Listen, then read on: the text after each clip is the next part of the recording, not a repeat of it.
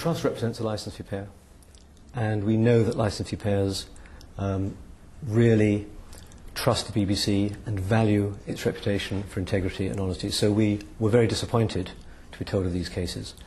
What we did this morning was, at our request, the Director General came up with a series of proposals to get to the bottom of all these cases, and also to come up with some proposals for improving the standard of editorial compliance across the BBC. Are you satisfied with what he's proposing?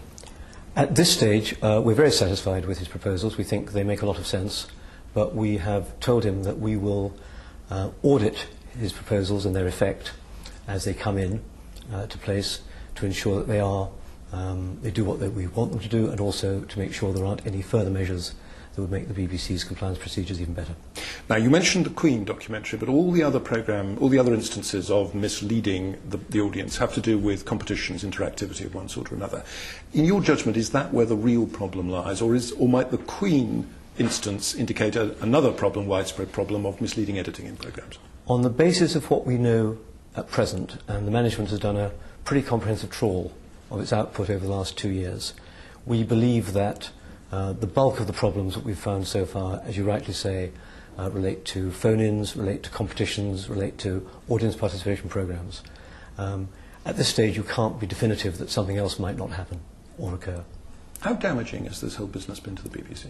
I think it's quite damaging, in the sense that this is an organisation which is respected around the world as one of the most trustworthy organisations, as a very trusted brand around the world. So I think that the fact that there are programmes in the BBC which apparently are setting out to deceive viewers is utterly unacceptable.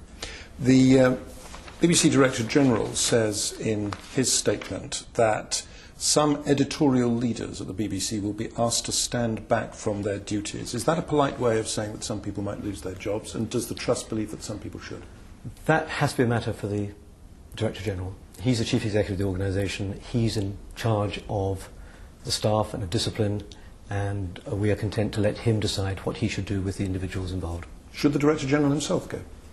I don't think he should. We have complete confidence in him. He's a very good Director General. He has gripped this very, very unwelcome series of events with great tenacity, and has moved very fast with his management team, and we have great confidence in the measures that he announced today, but we will also do our own research and conduct our own inquiries to ensure that, from the point of view of the Trust, we're absolutely certain that everything is being done to ensure that this stops and never happens again.